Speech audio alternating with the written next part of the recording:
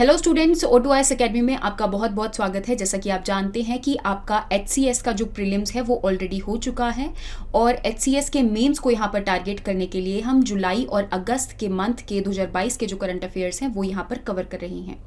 तो इससे पहले हमने पिछले एक साल के करंट अफेयर्स को ऑलरेडी कवर कर लिया है जिस टाइम पे हम प्रीलिम्स की तैयारी कर रहे थे, और आज हम जो कवर करने वाले हैं that is summits and conferences. तो जितनी भी आपकी जुलाई और अगस्त के टाइम पे मीटिंग्स जो हैं न्यूज़ में थी, ऑर्गेनाइजेशंस जो है न्यूज़ में थी, उन सब के बारे में हम बात करेंगे। शुरू करने से पहले अगर आपको इस वीडियो की PDF चाहिए तो आप हमारी O2IS एकेडमी की जो ऐप है उसको डाउनलोड कर सकते हैं। वहाँ पर आपको HCS मेंस के नाम से एक कोर्स मिल जाएगा जिसके कि कंटेंट सेक्शन के अंदर आपको करंट अफेयर्स की जो PDF है वो मिल जाएगी, आप जाकर इसको देख सकते हैं।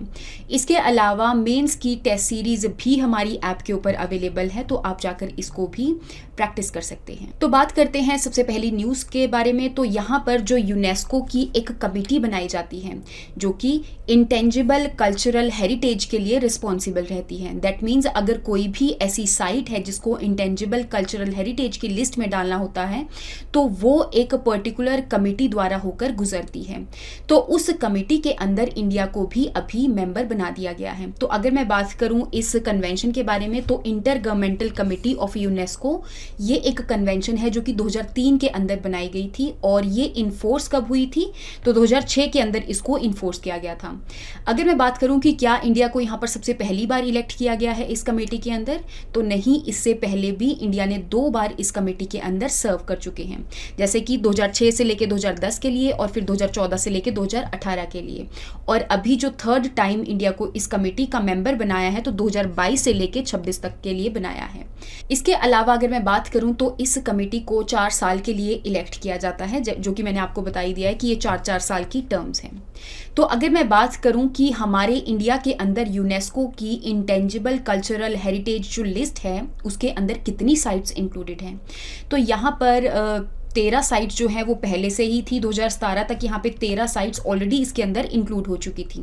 2021 के अंदर यहाँ पर एक और साइट को इंक्लूड किया है, दैट इज दुर्गा पूजा। तो इन सारी साइट्स के बारे में आपको पता होना चाहिए। अगर मैं बात करूँ इंटेंजिबल कल्चरल साइट्स के बारे में तो ये ऐसी साइट्स होती हैं जो कि बेसिकली ओकेजनल होती हैं, जो कि जिनको सिर्फ फील किया जाता है, उनको हम इंटेंजिबल कल्चरल साइट्स के अंदर कंसीडर करते हैं। तो जैसे कि यहाँ पे आप एग्जाम्पल भी देख सकते हैं कि जो योगा है उसको हम टच तो नहीं कर सकते, कोई ऐसा इंफ्रास्ट्रक्चर नहीं है, लेकिन ये एक ऐसी प्रैक्टिस बोल सकते हैं या फिर इसको हम सिर्फ परफॉर्म कर सकते हैं, तो इसीलिए उसको इंटेंजिबल कल्चरल हेरिटेज के अंदर कंसीडर किया जाता है। नेक्स्ट न्यूज़ के बारे में हम बात करते हैं। तो recently India animal health summit जो है 2022 ये कंडक्ट करवाई गई।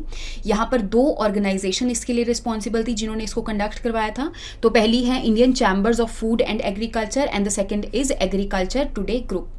तो यहाँ पर इस समिट को कंडक्ट करवाया गया। अब अगर मैं बात करूँ कि एनिमल हेल्थ के ऊपर यहाँ पे समिट क्यों करवाई जा रही है, क्योंकि एनिमल हेल्थ का भी बहुत ज़्यादा सिग्निफिकेंस रहता है। क्या सिग्निफिकेंस रहता है, तो अगर मैं बात करूँ जितनी भी आपकी लाइफ स्टॉक है, कैटल इंडस्ट्री होगी आपकी, पोल्ट्री इंडस्ट्री होगी आपकी, तो वो सारे एनिमल्स ही हैं। और अगर इन एनिमल्स की हेल्थ ठीक रहेगी तभी आपको यहाँ पे इकोनॉमिक बेनिफिट हो पाएगा। या फिर अगर मैं बात करूँ वन हेल्थ क्राइटेरिया के बारे में, तो वन हेल्थ के अंदर हम बात करते हैं एनिमल्स की हेल्थ के बारे में, ह्यूमंस की हेल्थ के बारे में और इन्वायरमेंट की हेल्थ के बारे में। अगर ये तीनों हेल्थ को एक दूसरे के कोऑर्डिनेशन के एक दूसरे के साथ लिंक किया जाए और तीनों की हेल्थ को इंश्योर किया जाए तभी यहाँ पर जो ह्यूमंस की हेल्थ है वो ठीक रह सकती है। तो दैट मीन्स इसका बहुत ज़्यादा सिग्निफिकेंस है, कैसे हम फूड और न्यूट्रिशन सिक्योरिटी के अंदर एनिमल्स को यूज़ करते हैं या फिर हमारी इकोनॉमिक डेवलपमेंट के लिए एनिमल्स को यूज़ किया जाता है। तो इस वजह से इस समिट को कंडक्ट करवाया गया है। नेक्स्ट हम बात करते हैं कि 24th ASEAN India senior official meeting जो है रिसेंटली दिल्ली के अंदर कंडक्ट करवाई गई। अब अगर मैं बात करूं तो इंडिया के एशियान से रिलेशंस को अच्छे करने के लिए या फिर कोई भी अगर इशू चल रहा है उसको डिस्कस करने के लिए यहाँ पर इस मीटिंग को कंडक्ट करवाया गया। जैसे यहाँ पे बहुत सारी बातें करी गई कि भाई हमारी एशियान के साथ political, security, economic and social cultural जो पार्टनरशिप है वो कैसी होनी चाहिए, कैसे हम इन सारे सारे एरियाज के अंदर एशियान के साथ कोऑर्डिनेट करेंगे। इसके अलावा इसी मीटिंग के अंदर बहुत सारे इश्यूज के ऊपर भी बात करी गई, जैसे कि कोविड-19 पेंडेमिक हो गया और कैसे पोस्ट पेंडेमिक रिकवरी करी जानी चाहिए। तो अगर मैं एशियान मेंबर कंट्रीज के बारे में यहाँ पर बात करूँ तो इसके अंदर 10 कंट्रीज आती हैं जो कि आपको याद होनी चाहिए। तो ये कौन कौन सी कंट्रीज हैं? Myanmar, Thailand, Cambodia, Singapore, Indonesia, Malaysia, Vietnam, Laos, Philippines and आपका ब्रूनी हो गया। तो ये 10 की 10 कंट्रीज जो हैं आपको पता होनी चाहिए। नेक्स्ट हम बात करते हैं, इंडिया और ईरान ने सी फेयरर्स के ऊपर एक मेमोरेंडम ऑफ अंडरस्टैंडिंग को साइन किया है।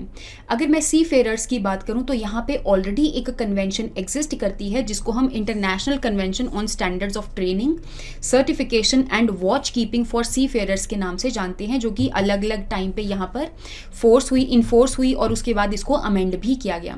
तो अगर मैं इस कन्वेंशन के बारे में बात करूं तो जो सी फेयरर्स होते हैं जो कि एक जगह से सामान जो है दूसरी जगह लेकर जाते हैं, तो उनको सर्टिफिकेशन कैसे प्रोवाइड किया जाना चाहिए, उसके लिए क्या स्टैंडर्ड्स होने चाहिए, ट्रेनिंग के क्या स्टैंडर्ड्स होने चाहिए, तो इन सब के रिलेटेड यहाँ पे ये कन्वेंशन बात करती है।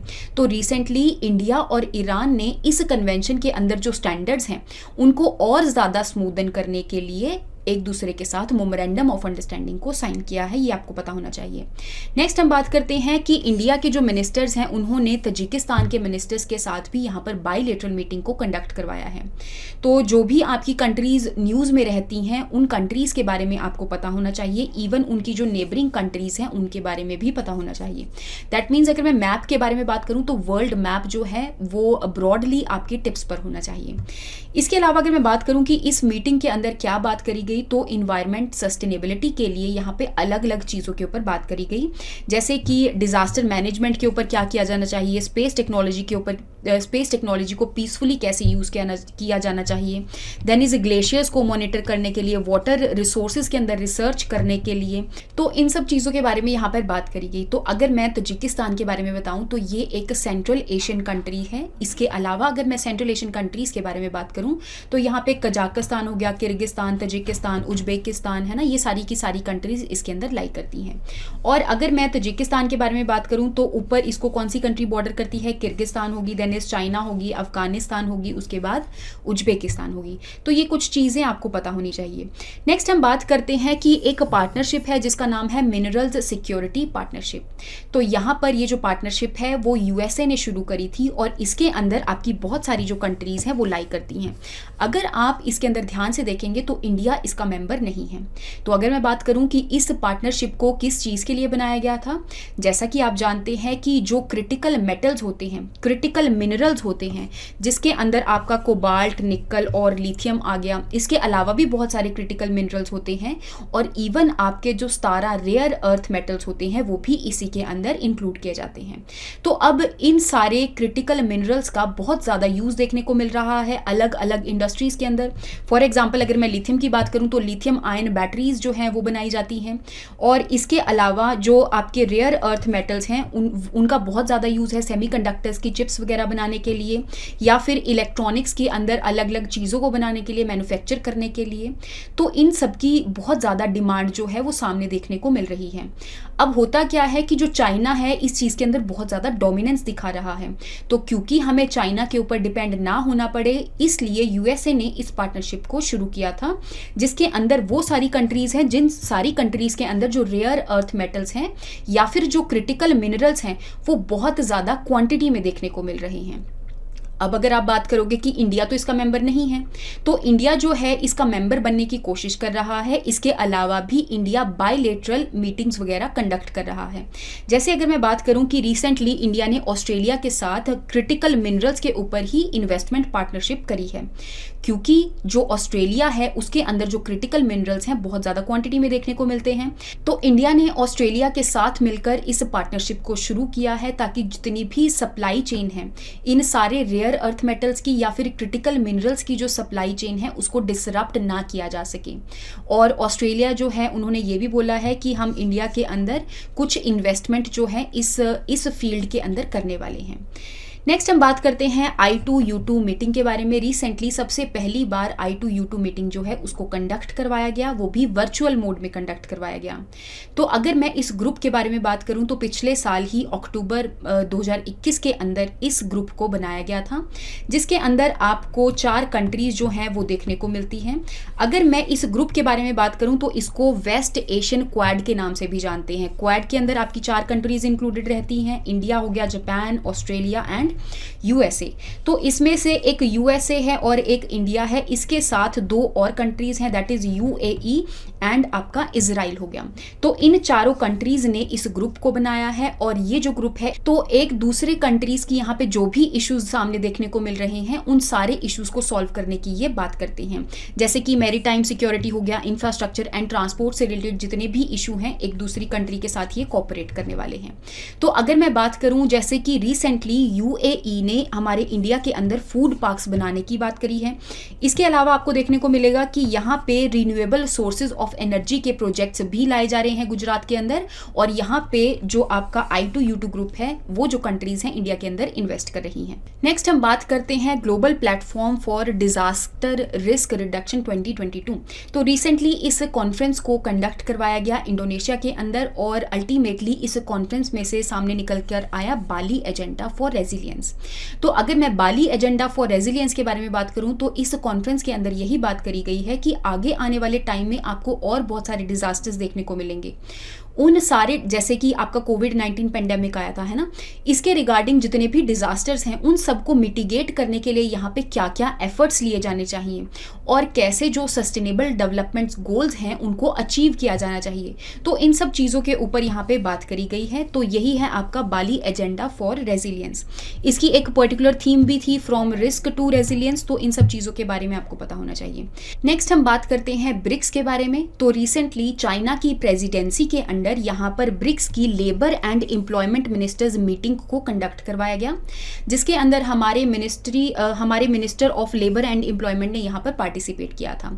तो इस समिट को यहाँ पर अटेंड करने के बाद एक पर्टिकुलर चीज जो है वो सामने देखने को मिली है, that is labour and employment ministers declaration. तो अगर मैं इस डेक्लेरेशन के बारे में बात करूं तो इस डेक्लेरेशन के अंदर यही बोला गया है कि कैसे आगे आने वाले टाइम में ग्रीन जॉब्स जो है उसको इंक्रीज किया जाना चाहिए और यहाँ पे जो भी वर्कर्स हैं उनके राइट्स को कैसे प्रोटेक्ट किया जाना चाहिए, कैसे उनके अंदर स्किल डेवलपमेंट लाई जानी चाहिए, ग्रीन जॉब्स जो हैं वो सस्टेनेबल डेवलपमेंट के लिए कैसे इंश्योर करी जानी चाहिए, कैसे उनको प्रमोट किया जाना चाहिए। तो इन सब चीज़ों के बारे में यहाँ पर बात करी गई है। अगर मैं ग्रीन जॉब्स के बारे में यहाँ पे बात करूँ तो हमारे इन्वायरमेंट को, ऐसी जॉब्स जो हमारे इन्वायरमेंट को कोई भी नुकसान नहीं पहुँचाती हैं और इन्वायरमेंटली सस्टेनेबल जॉब्स होती हैं, तो उनको हम ग्रीन जॉब्स के अंदर कंसीडर करते हैं। बेसिकली जिसके अंदर कोई भी कार्बन एमिशन वगैरह नहीं हो रहा है, अगर हो भी रहा है तो नेट जीरो कार्बन एमिशन हो रहा है। तो इन सब चीज़ों को हम ग्रीन जॉब्स के अंदर कंसीडर कर लेते हैं। नेक्स्ट हम बात करते हैं 17th confederation of Indian industry EXIM bank conclave, जो कि इंडिया और अफ्रीका के रिलेशन को अच्छे करने के लिए कंडक्ट करवाई जाती है। ये जो आपकी कॉन्फ्रेंस है वो 2005 से कंडक्ट करवाई जा रही है। अलग अलग जो मिनिस्ट्रीज हैं वो इस कॉन्फ्रेंस को कंडक्ट करवाने के लिए रिस्पॉन्सिबल रहती हैं। तो यहाँ पर इस कॉन्फेडरेशन के अंदर या फिर इस कॉन्फ्रेंस के अंदर यही बात करी गई है कि कैसे हम इंडिया और अफ्रीका के रिलेशन को और ज़्यादा मजबूत बना सकते हैं, क्योंकि यहाँ पे आपको सामने भी देखने को मिल रहा होगा कि जो चाइना है वो अपनी डोमिनेंस अफ्रीकन रीजन के अंदर भी शो कर रहा है। तो यहाँ पे हमने अलग अलग जो कॉन्फ्रेंसेस हैं उनको कंडक्ट करवाते हैं ताकि हम यहाँ पे दोनों एरियाज के बीच के जो रिलेशन हैं उसको और ज़्यादा स्ट्रेंथन अप कर सकें। तो आई होप आपको यहाँ तक जितनी भी चीज़ें हैं, कॉन्फ्रेंसेस वगैरह हैं, मीटिंग्स वगैरह हैं, उनके बारे में समझ में आया होगा। नेक्स्ट क्लास के अंदर हम नेक्स्ट टॉपिक के साथ मिलते हैं। इवन मैं आपको बताना चाहती हूँ कि ये जो सारी चीज़ें हैं ये आप अपनी मेंस की जो इंट्रोडक्शन वगैरह करते हैं उसके अंदर भी यूज़ कर सकते हैं, और इवन जो भी मैंने सिग्निफिकेंस बताया जैसे एनिमल हेल्थ के बारे में, तो ये आपकी मेंस आंसर राइटिंग के अंदर ईजिली हम इसको यूटिलाइज कर सकते हैं। Thank you so much and have a nice day.